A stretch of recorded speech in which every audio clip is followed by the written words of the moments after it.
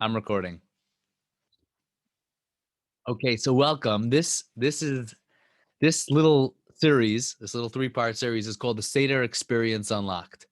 And the truth is that this is an incredible insight for me in how the Seder works. Because we're coming to the Seder night. Pesach is one of the most incredible Yom Tovim that we have. Obviously, every Yom Tov is just mind-blowing.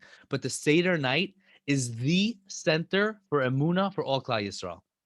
That's where I get my Emunah. Why do I believe in God? Simply because my father told me and his father told him, and we have an unbroken chain straight back to Sinai, straight back to Yetzias Mitzrayim.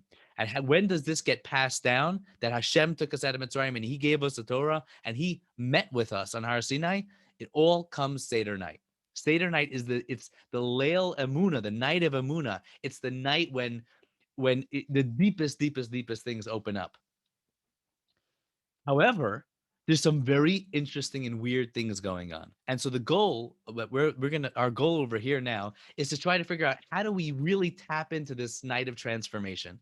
How do we make this night truly magnificent for us, for those around us, to make it deeply meaningful, right? When I talk about transformation, we're always talking about, I want to physically transform, I want to emotionally transform, I want to mentally transform, and I want to spiritually transform. And if this is a night that it's happening, it's not enough for me to leave it on the shelf and say, okay, I know it's a night of transformation, but how do I make it happen to us? And what we're going to find out is that I believe the Pesach Haggaddah is actually a guide for transformation.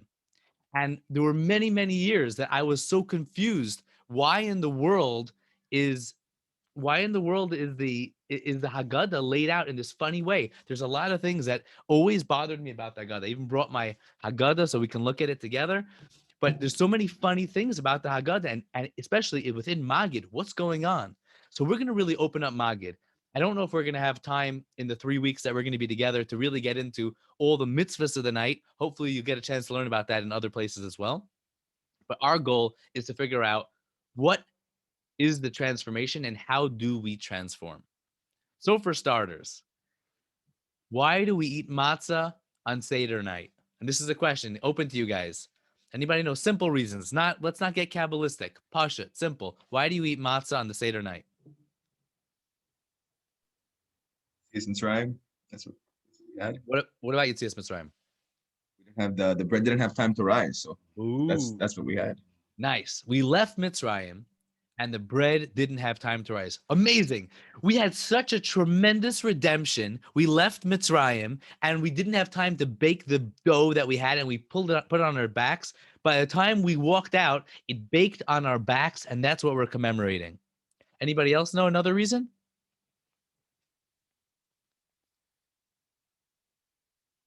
It's also, by the way, this answer that Reb Nosson just gave us is an answer that the Haggadah gives us, right? We say matzah zu, this matzah sha'anu oichlem al shum ma, that we eat. Why do we eat it?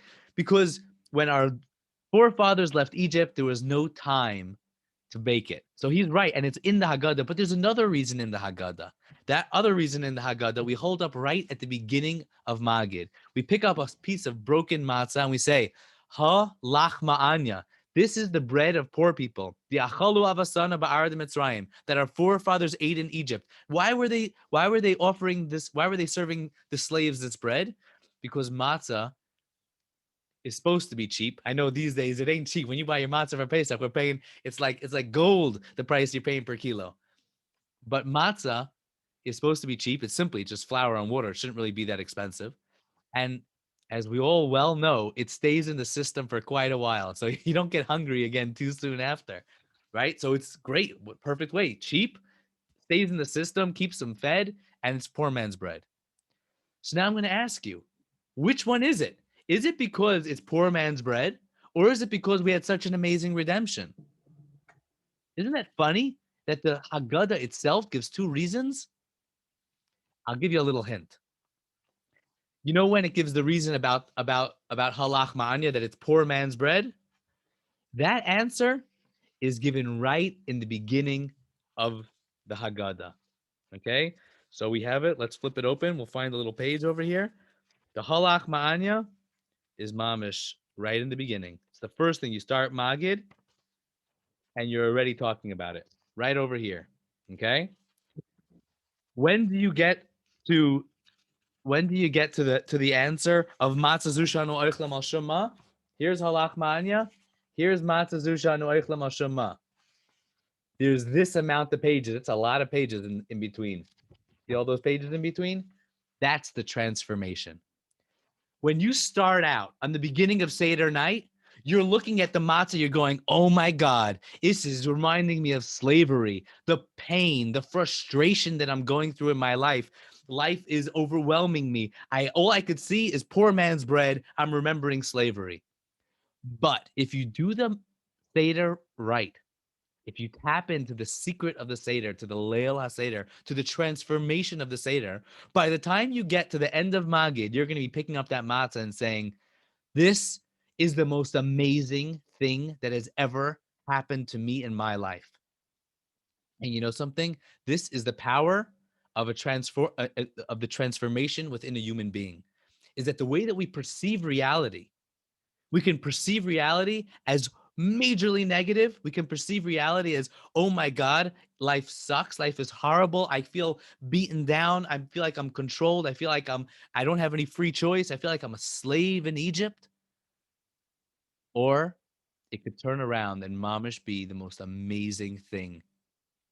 And the trick that we need to learn now, and which we're going to spend the next 3 weeks, hopefully opening this up, is how do we make this transformation? How do we go from seeing things as slaves to seeing things as free men?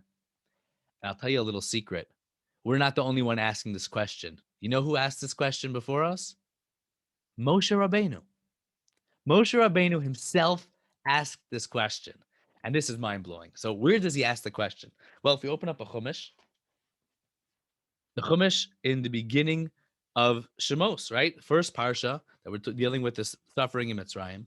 Moshe heads out and he leaves Mitzrayim, he goes to Midian, and he bumps into Yisro's daughters. He ends up marrying Zipporah. Then he's out shepherding the sheep. And he's walking along and he comes along to this wild experience. He sees a burning bush. And by this burning bush, Hashem speaks to him. And there's so many things that we could talk about. We could spend the next 3 weeks just talking about the experience of the burning bush. But Hashem speaks to him and tells him, listen, you're going to go to Mitzrayim and you're going to take the Jews out of Egypt and you're going to save them. And that way I'm going to take these people and they're going to be my people. And Hashem goes through the whole story. What's going to happen? They're going to come and we're going to go to Sinai. And right away, this is the first time that Hashem's speaking to Moshe that we see. And already Hashem's saying, you're going to see him by Sinai. It's going to be amazing. Open up Parak Dalet. We already had this whole story. And Hashem even says they're going to even take spoils from Mitzrayim. That's all in Parak Gimel. Move to Parak Dalet. Vayan Moshe Vayomar. And Moshe turns to God and he says, why in the world are these slaves going to believe me?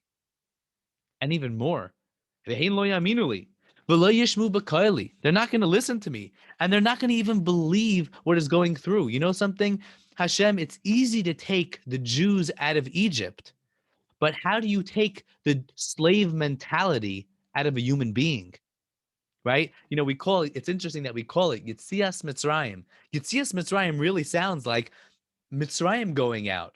If you wanted to say the Jews going out, you should say Yitziat Yisrael mi Mitzrayim, the exodus of the Jews from Egypt. Why are you calling it Yitziat Mitzrayim? Because the truth is, Chavra, that really what is going on is that we have to get the Egypt out of the Jew, not the Jew out of Egypt. The Jew out of Egypt is small fries. That's the easy part. But how do we get the Egypt out of the Jew? And this is that first question that Moshe asks God. And he says, how do we get the Egypt? How do we get the slave, right? Mitzrayim actually is a very powerful word. It comes from the word meitzarim, which means constrictions. Constrictions that anytime that you're going through, right? We say, Batsara herchavta li, Batsara, when I'm going through a pain, herchavta Hashem, you open it up for me. But min ha-meitzar, from within the constrictions, karasi kai kolafta Hashem, this lashon, this Mitzrayim, Actually, Chazal even used the term Mitzrayim as it's the nickname for all Galus and for all slavery and for all exile. Doesn't make a difference if you're in Galus America or Galus Europe or Galus Spain or Galus Bavel. Mitzrayim is the paradigm for all suffering. And so Moshe turns to Hashem and he asks him this question. And he says, Hashem, how are they going to believe me? They're stuck in their slave mentalities. And Hashem looks at Moshe and he says, Moshe, maze biyadecha. What's this in your hand? Now, the truth is that maybe before we even get into this, we need to really understand what is the difference between Galus mentality, slave consciousness, and free man consciousness. A slave consciousness, let's imagine what a slave looks like. A slave is a guy, a human being who has emotions, who has thoughts, who has dreams and aspirations. And yet when he's a slave, his entire liberty, the ability to pursue those dreams and aspirations, the ability to live life as he sees fit is taken away from him. And he says, you are simply a means for someone else to achieve their dreams. You cannot achieve your dreams. You cannot get what you want. You cannot search for the life that you would like to live or live life with the meaning that you want. You are forced to be a slave, to be a tool in somebody else's hand. That's very intense. And the truth is that this expresses itself in a few ways. First of all, one of the ways that we know, one of the painful ways that masters would control their slaves would be through pain, right? Pain and suffering, because really there isn't much that the slave is limited by his enslavement, that he's not able to search for deeper meaning in his own life. He's forced to only do what his master tells him. So therefore, to drive him, when he bumps into pain and suffering, when he's dealing with pain, it's not that there's a purpose or a meaning to what he's going through. It's simply pain is just bad. Nobody wants pain.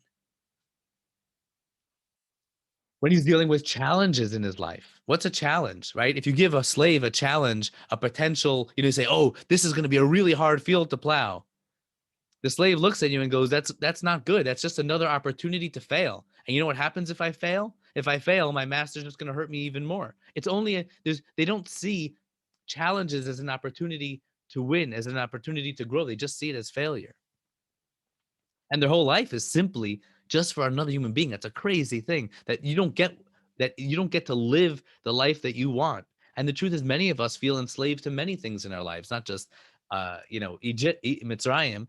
We've suffered with being enslaved to our jobs, to our stories, to our traumas, to our histories, to our thoughts, to our emotions. So Hashem turns to Moshe, and Moshe is looking at God and he goes, how do I change these slaves into being free men? How do I get them to think for themselves? Moshe himself grew up in the palace. He grew up with the freedom to choose, with the freedom to live life and to live moments the way that he wants to. How do I help another person transform? So Hashem looks at Moshe and he says, Moshe, ma ze biyadecha. What are you holding in your hand? And Moshe looks at it and he says, that's my staff. It's my stick. And Hashem says, throw your staff down. And Moshe throws his stick to the floor and it turns into a snake, into a serpent. And Moshe leaps back and he gets all scared and bugged out. And Hashem says, grab the snake by its tail.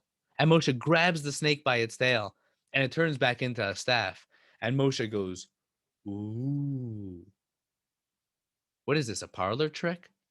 I mean, I agree that it's cool. If I saw it, I would also be blown away. But Moshe's asking a deep philosophical question over here. What's the answer? What is this? What is this sign? And then Hashem says another sign, says, here, take your hand, put it into your shirt. He puts it into his shirt, pulls it out, and it's covered in saras. It's covered in leprosy, skin issues. And Moshe looks at it and he goes, ooh, that's not so good. And Hashem says, put your hand back. He puts his hand back into his shirt, pulls it out, and once again, it's all clean. And Moshe goes, Ooh. What's Moshe oohing and eyeing? And all of a sudden, Moshe goes, all right, I'm ready to go. Now, Moshe, actually, after this, you get the third sign, which we'll get to. And then he also asks his own questions, how am I supposed to speak, right? One thing to get the Jews to listen, but I have an issue with my speech. So Hashem deals with all that.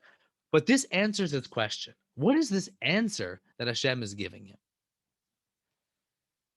So let's stop for a second and think. What is a mateh? What is a staff?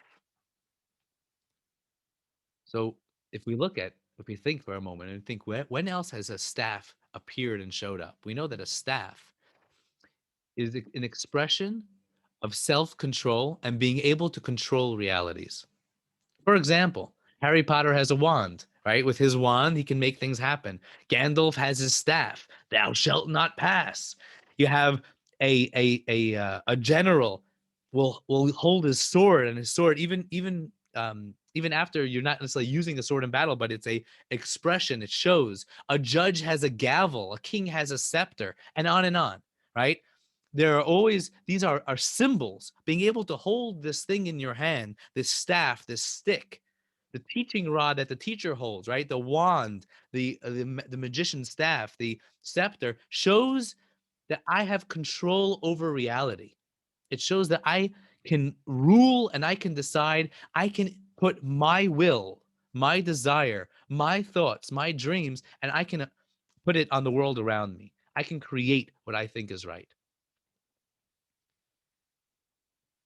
Conversely, a snake has always been the symbol, right? From the time that the snake caused Adam and Eve, Adam and Chava to sin, the snake is always the symbol and the emblem of when negativity takes over, when the animalistic side, when the reptilian brain takes over, and instead of working with our frontal cortex, we're using the base of our brain, the animalistic side, the part that is just feeling those base emotions, such as anger and lust and survival, as opposed to using the frontal brain, which says, wait, maybe there's a deeper purpose, maybe there's a higher level of understanding over here. And so when Hashem turns to Moshe and he says, look, you have self-control in your hand, throw it down.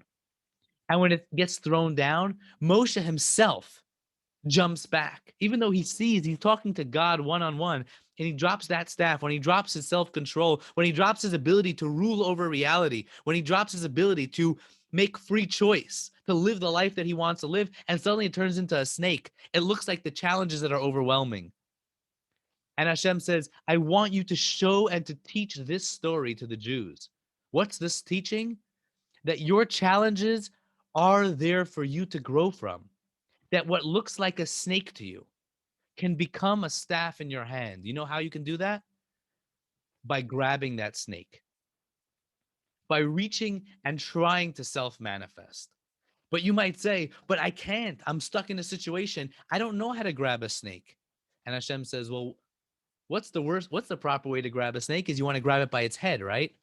What's the worst way to grab a snake? By its tail. And so Hashem says, if you do your best, if when you're encountering a challenge, if when you're hitting up a nisayon, a test, and you feel I can't do it, but if you do your best, know that reality will bend. It will turn. Not only that, but Hashem was saying that you feel like you're suffering at the hands of the snake. You feel like you're suffering by the hands of Mitzrayim. No, it's going to turn. Paro himself, right? If you remember, I know that you see on the pictures of the ancient pharaohs, you always see that snake on there, right? Pharaoh the snake. It will be turned into a staff in the hands of Moshe. Paro himself is just a stick in the hand of God. That thing that's coming at you, just know it's all of reality is just a stick in the hand of our Creator. And so Moshe reaches down and grabs that snake by its tail, which is an absurd thing to do. But like that, it turns back into a staff in his hands. And Moshe looks at God and he says, wow, that is a profound lesson. It's not just theoretical, but to see something like this, to experience something like this, to experience the transformation of having control, losing that control. And even Moshe himself jumped backwards and he got frightened. Moshe, who's known as the one who Moshe is called Das. He's the one who's self-aware, who's able to be in such a state. And yet he himself jumped back. And he looks at the Jew, and he's going to show this to the Jews and say, look, I also was frightened. But Hashem told me this is what's going to be. If we grab that snake, even by its tail, it will turn back into a staff in our hands. Every challenge is there for your growth. It's not a stumbling block. It's a step up in the right direction. What's this business about grabbing the snake by the tail when you mentioned about grabbing it by the head? Right. Well, it would make sense if you check out some YouTube videos to actually grab a snake in the proper way would be to grab it by its head. It's because if you grab it by its tail, it's going to swing around and bite you. And a standard thing that we might think is that if I don't have the tools to deal with a challenge, if I don't have the abilities, if I don't have the knowledge, if I'm not put in the position to succeed, then how in the world am I going to deal with this challenge that's in front of me? And Hashem is teaching them, and he's showing, he says, hey, if you do your best, and if your best is simply grabbing the snake by its tail, even though it might not look like the right thing to do, it will still turn back into a staff in your hand. This is profound. And I must tell you, I'm trying to tell this to myself because it's hard. It's hard when we bump into challenges in our life. It's a beautiful teaching, but to actually live it is really hard. I know in my own life, this is something that I've been thinking about for years, but it's something that I really struggle with. And every year when it comes to Pesach, I'm davening, hey, I would like to be able to encounter snakes, the snakes that I'm bumping into in my life, and to be able to treat them as staffs, and to be able to see people that to me look like snakes that are out, slithering in the grass, hiding, waiting to bite me, and to know, hey, they're just a staff in the hand of God. They're just a shliach. They're just a messenger. And it's hard. And I will be open and honest and tell you that this is not something that I have fully accomplished in my life. Maybe I have some small victories, but it's something that I'm working with. So I give us a blessing, Mamish, that we should be able to do this because it's not easy. It's really not. Now let's look at the next one. Okay, the next one is the hand. The hand. Moshe takes his hand and puts it into his shirt, and it comes out in saras. I'm sorry, the next what? The next miracle? Yes, the next sign, right? So Hashem gave Moshe these two signs, and each one of these two signs are there as, so to speak, what do you call it when a not the curriculum, but the like the class syllabus. Thank you. It's like Hashem's teaching Moshe the syllabus, the teaching, how do you transform somebody who's stuck in a slave consciousness into a free man consciousness? Beautiful. Thank you. So the second sign that Hashem says, Moshe, here, you're going to use this to teach the Jews to transform a slave into a free man. The second one is the hand. Hand going into the shirt, it comes out and it's covered with leprosy. It's covered with skin irritation. Now, tsaras, throughout the Torah, or throughout maybe also Jewish literature, tsaras is the spiritual disease, a spiritual malady that is physical, but it comes for spiritual issues. Which is interesting, right? It's that if you have, somebody speaks Lashon Hara or somebody does these different things, so he'll get a nega tsaras, he'll get a patch of tsaras on his body. And this is very interesting because most diseases we don't see as clearly God, even though they are more, right? If you remember, we even spoke about it when in one of the Tefillah Chaburas, when Hashem and the Navi came to David and said, David, which issue do you want? Do you want to have enemies attacking you, or famine, or disease? And David said, disease is pretty clear that it comes from God. It's very, it doesn't. You kind of see Hashem in it. We're supposed to at least see Hashem in it. Here as well. And of all diseases, of all pain and suffering, tsaras is the depiction. It's the paradigm of that it's coming from God. And so what Hashem is teaching Moshe over here, he says, look, take your hand and put it into your shirt. And when it comes out as tsaras, and then you put it back into your shirt and it comes out clean, I want you to show the Jews and teach them, hey, Every single thing, every experience of pain, of suffering that you go through is not stam, is not random. There is no chance. The fact that you are a slave and it looks like that as a slave, all we're dealing with is greater chances and possibilities for pain and suffering. And a person might think, oh man, it's just another opportunity for me to suffer. No, there's no such thing. There's never been a moment in time that a person suffers that it's not coming from above. And it's even more than that. You know, pain pain is probably one of the single biggest drivers in finding meaning in reality, right? When we deal with painful situations, painful stories, pain, emotional pain, mental pain, physical pain, we're driven to try to understand why in the world is this happening. And as a slave, that storyline ends right where it starts because there's nothing that you can do about it. But a free man can recognize an Oved Hashem, somebody who recognizes, hey, that there's Hashem here running the world. When a person sees that the tsaras on Moshe's hands appears in an instant and is gone in an instant, it shows me, hey, this is a symbol. This is a dugma for every single thing that I'm going through in my life, for all the pain and suffering that the Jews are suffering with in Egypt. All the emotional pain that I'm going through in my life is not for no reason. There's all sorts of reasons for it. We could open up and we could try to understand God's plan, but we know that it's true. And we can see it. The Tsaras shows us that.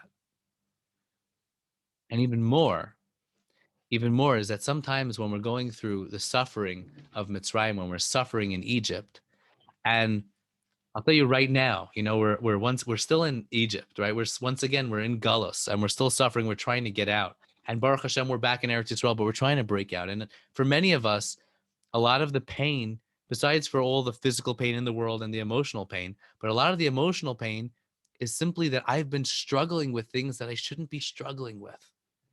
We look at ourselves and we go, I want to be better than the things that I'm fighting against. I'm dealing with anger. I'm dealing with frustration. I'm dealing with depression. I'm dealing with lust. I'm dealing with um, all the different issues that are out there, whatever it is that each one of us are battling. And we ask ourselves, say, why am I fighting with this? Why am I dealing with this saras on my hand? For what purpose is it? And am I going to ever be able to be rid of it? And Hashem says, Moshe, show them that saras on their hand, on your hand, is going to come right off. I put them in Mitzrayim, and that's why they're stuck in the 49th level of impurity. They're stuck on the 49th level of Tumah. They're suffering. They're saying, I'm not even living the life that I want to live. I'm a slave, and I'm enslaved to my emotions. I'm enslaved to my thoughts. I'm enslaved to my desires. I'm enslaved to my masters. And that enslavement is giving me this pain that I'm struggling with and I can't break out. And Hashem says, watch how fast it'll come out. Not only will it come out, but the same place that you put your hand in, he put his hand into his chest and pulls it out and it became covered in saras. It goes back into that same place and comes out clean. The Mitzrayim that you went into that caused the pain is also going to be the Mitzrayim that you're going to come out from. That's going to be your redemption. And this is a sign for all your pain and suffering, right? We say that a person, there's no blade of grass that is down here that doesn't grow without being told from above. If a person sticks his hand into his pocket looking for a shekel and by mistake he pulls out a 10 agorot piece, that itself is a kapara from above. It's pain. It's frustration. And it's all for a reason. Nothing is left out. There's never been a moment of anguish or pain that is not weighed and valued and put on the scale. And it's our opportunity. It's our opportunity to take that pain and to transform with it. And Moshe looks and he goes, wow, these two signs really, really, really are powerful. They're very powerful. But I have to add one more thing over here, is that when you walk over to somebody, even with these powerful lessons, the powerful transformation of how to relate to challenges and how to relate to pain and suffering, if it's coming from someone who's being like, so to speak, acting like they're above you, what's the response that most people give? They go, shut up. Exactly. I can't listen to you. Who are you? Especially Moshe. If you think about Moshe Rabbeinu, how did the Jews know Moshe? They know nothing about him. He grew up in the palace of Paro. He grew up with a silver spoon in his mouth. Then he came out, hung out with the Jews for like a day, killed some guy because he wanted to, and then he bounced to some foreign country, married himself an exotic woman, and now he's coming back and he's going to tell us that our pain is meaningful. He's going to tell me that my challenges I'm able to overcome. What challenges has Moshe gone through? And even though we know the story of Moshe, who's to say that the Jews did? And so Hashem adds one more thing. And he says, "V'im lo ha'aminu l'shnei ha'osos harishonim." If the Jews are in such a state that they can't even receive these deep teachings, these two deep teachings, and they're suffering too greatly, they're in too much pain, they're too enslaved in their minds to be able to deal with this, then we need to give them another teaching. And this is basically the expression of not getting so personal. It's showing them a little bit outside of them. Hey, let me show you how God cares for you. Or somebody who's suffering in pain, sometimes it's not the right time to say your pain is meaningful, your challenge is winnable. But we need to just give love. And we need to show them that Hashem is mamish with you right now. And the same way that Hashem is going to give compassion to you, he's also going to give vengeance on those that hurt you. And the third sign is that Hashem says, take some water and splash it on the ground, and it will turn into blood on the dry land. And this is mamish the sign. We know that midat chesed, the midah of ava, is compared to water. It's life-giving. It's nurturing. Water is what nurtures all life on this planet. Every human being needs water. Every plant, every animal. And blood, even though it's also deeply nurturing, and it's important to know because that's what is actually flowing through our body. But blood is the symbol for death. It's the symbol for the destruction. And Hashem looks at Moshe and he says, show them that in one instant, water can look like blood and can be blood, and blood can be water. Show them that I'm going to come with love, that what looked like blood to them, what looks like Misa, what looks like death, that their experience in Mitzrayim, which looks like the death and destruction of a young, budding tribe of Bnei Yisrael, is going to be their blast to stardom. It's their moment that this experience of being in Mitzrayim, this death moment, is going to become the mayim, the waters that are going to give them the biggest life. And this is what Hashem says, you're going to say to the Jews, in your blood you will live, in your blood you will live. And these two bloods is speaking to the blood of Milah, of Bris Milah, and the blood of Karban Pesach that we ended up doing, right? On the 10th of Nisan, they were told to take that sheep and put it by their bedpost. That was a way of fighting against the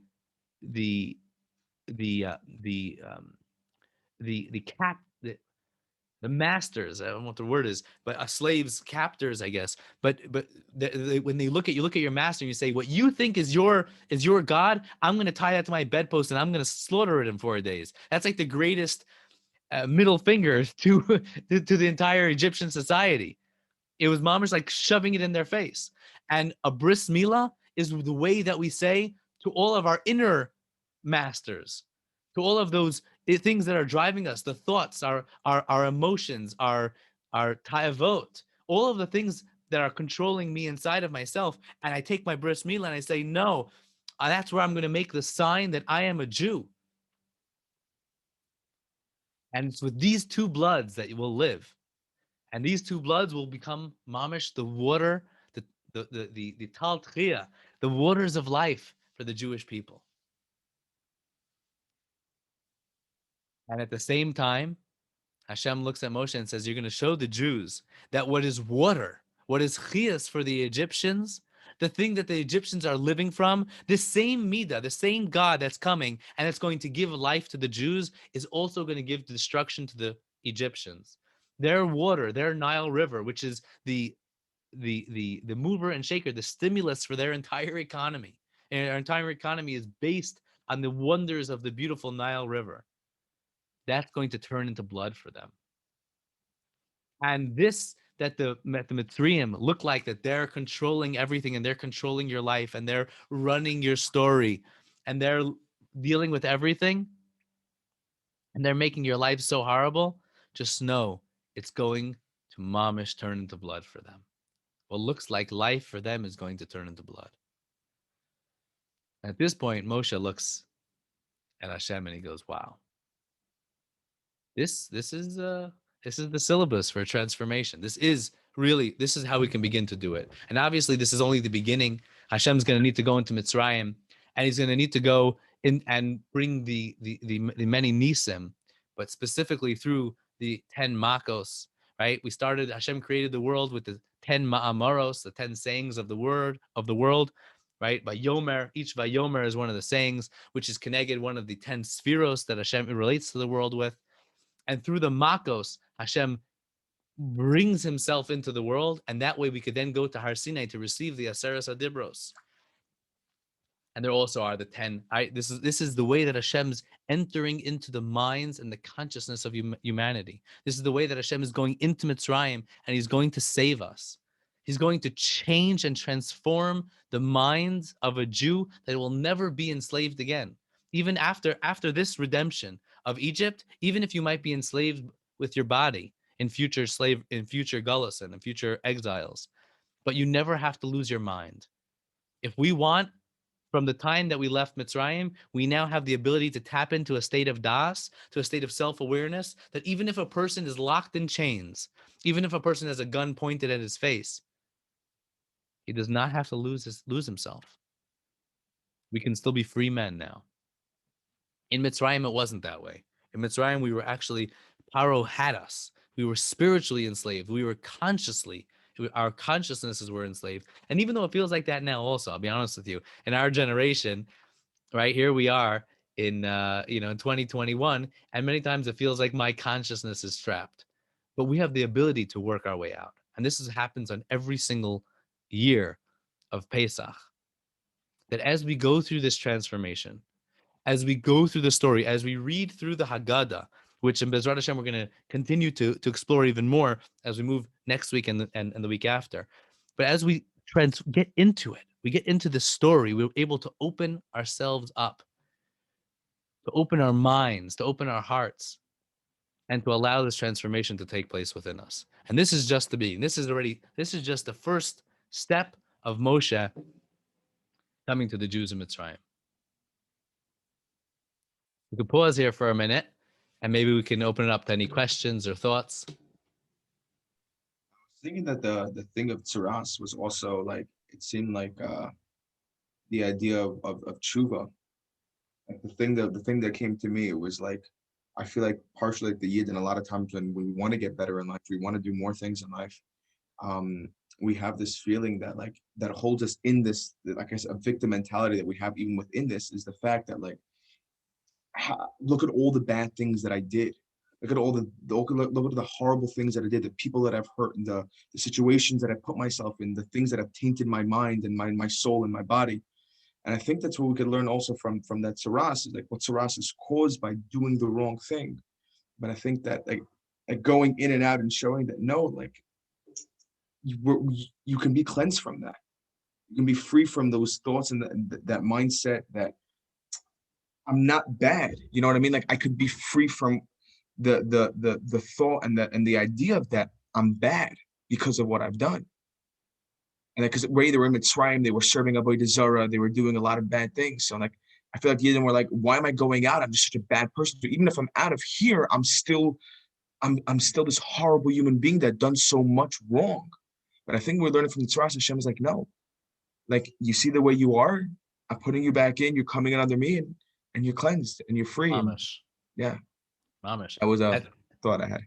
That's beautiful. That's mamish beautiful. You should know that the Alshech says like a similar idea that mamish that when you put your hand in, and even if you feel like I don't know how I'm gonna break out, but you will be broken out. You will be cleansed. Trust and know that this is all part of the story. It's all part of the process. Beautiful.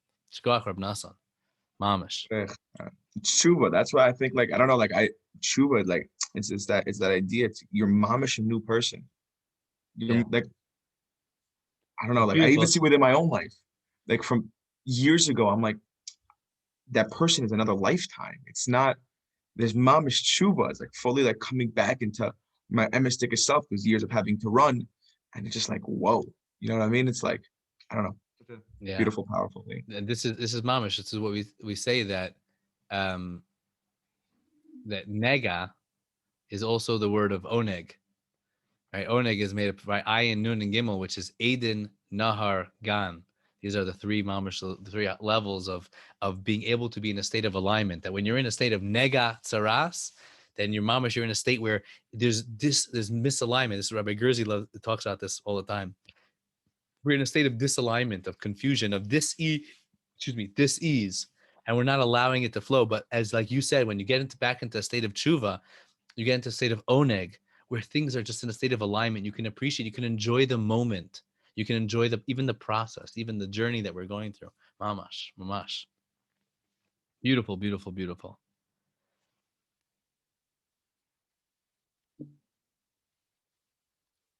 I never understood the otiyot so deeply. Sorry, what were you saying? No, what were you saying, Shmuel? That's all I said. I never understood the otiyot so deeply. Yeah, it's very special. I think that I'm tempted to jump already into the next stage of this. Problem is that to jump in, it's going to then take us too long. So I think we should leave the next stage for next week. But I think maybe we'll just share a beautiful idea that's a little bit of an aside note, which is also about opening up what is happening on this night of Seder. And it's a beautiful Torah. I'm pretty sure it's from the Holy Pia Satzna. So we'll read it just to begin to open up, because we've just begun to, so to speak, lay the foundation about what Yetzias Mitzrayim is, what this transformation is. I want to talk a little bit, this beautiful Torah, about what happens on the night of Seder that can happen for everybody. So there's a story that happens in the Haggaddah. The Haggadah says, let's see where it was. The story, Maisa, there's a story with, I don't know if you guys remember, a story with all these tzaddikim that they sat around in Bnei Brak all night long talking about Yetzias Mitzrayim. And their mom is talking about the incredible things that happened.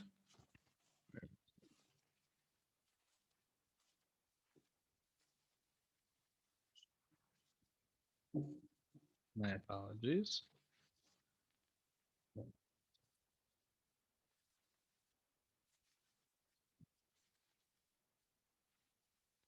Here, right in the beginning, Ma'aser Rabbi Eliezer of Rabbi Yeshua. By the way, this is an important lesson that we're going to see. And as we begin to, once I probably on week 3, on the third part of this, is when we're going to actually go into the Haggadah. Maybe already in week 2, we could already start going into it, and really seeing what the process is. But right over here, this is pretty much in the beginning of the thing. Ma'aser Rabbi Eliezer of Rabbi Yeshua, Rabbi Eliezer ben Azariah, Rabbi Akiva, Rabbi Tarfon. There were 5 tzaddikim that were sitting together. Rabbi Eliezer, the holy Rabbi Yeshua, Rabbi Eliezer ben Azariah, Rabbi Akiva, and Rabbi Tarfon. And they were talking about Yetzias Mitzrayim the whole night. It says, Ad shebo talmidehem, until their students came, v'amru lahem, and the students told them, Rabbi Seinu, higiya zman kriya shma shel shachris. It's come time to say kriya shma. What is this story doing in the Haggadah? Like, obviously, it's a story that happened on the night of Pesach, but what lesson, what is this actually teaching you and me that I need to know about it? Wow, cool. Is it simply that you're teaching me that a person should sit up all night and talk about the Haggadah and talk about what happened when we left Mitzrayim? Is that all the story is teaching me? That like, oh look, these rabbis, mamash, they went till morning, till Kriya Shema?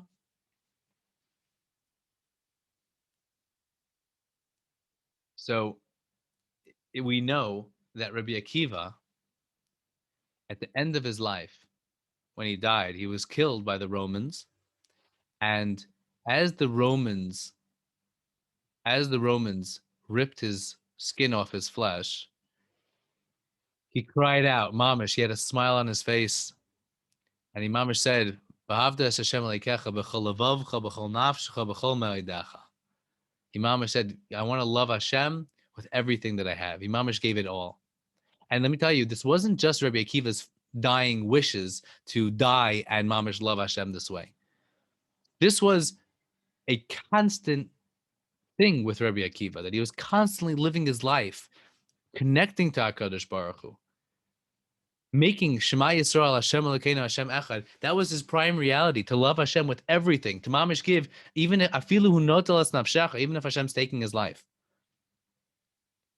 You can imagine what level Rabbi Akiva was on. And so what the story is teaching us is that when these tzaddikim were sitting around and they were talking about Yetzias Mitzrayim. They were talking about the incredible relationship that we have with Hashem and what Hashem did for us and what it means to us right now. Why Yetzias Mitzrayim is at the essence. It's called the night of Emunah because it's at the essence of a Jew's faith in God. It all comes from the night of Seder. And all the Talmidim were sitting around and they were listening as their teachers, as they were experiencing the night of transformation. Ad shebou talmideim, until their students came. Where did they come? It wasn't that they showed up. Ad shebou talmideim, until these students came to the level of their masters.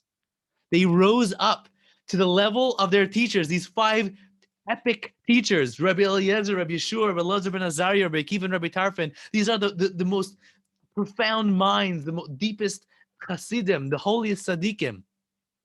At Shebo Talmidim, the Talmidim, they rose up and they mamish hit this level because Hevra, on the night of Seder, we can all hit the level that only the highest tzaddikim can reach.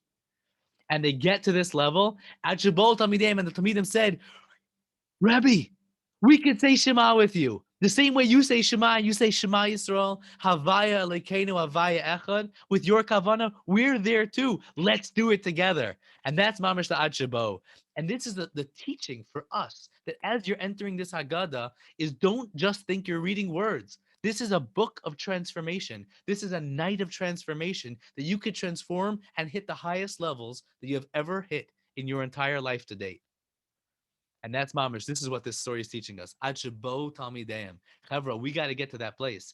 Ad shebo, until we finally come and we're mamash ready to say Shema Yisrael, Havaya Elokeinu, Havaya Echad, to love Hashem with all of your heart, with all of your soul, and with every single thing that Hashem gives us. That's b'chol mido mida, b'chol me'idacha. It's mamash afilu notel es nafshecha. Even if Hashem's mamash taking our lives, we mamash got to be there with Him, give it everything that we have, and this is mamash the night of Seder, man. It's mind-blowing, but this is where it all starts from, and this is where it goes. L'chaim, l'chaim. We all be zeichen. Amen. Chaim, wow, that's deep. Yeah. Okay, I think we're gonna stop here for today. A few minutes early, but that's good. And am I stopping? I'll stop the class.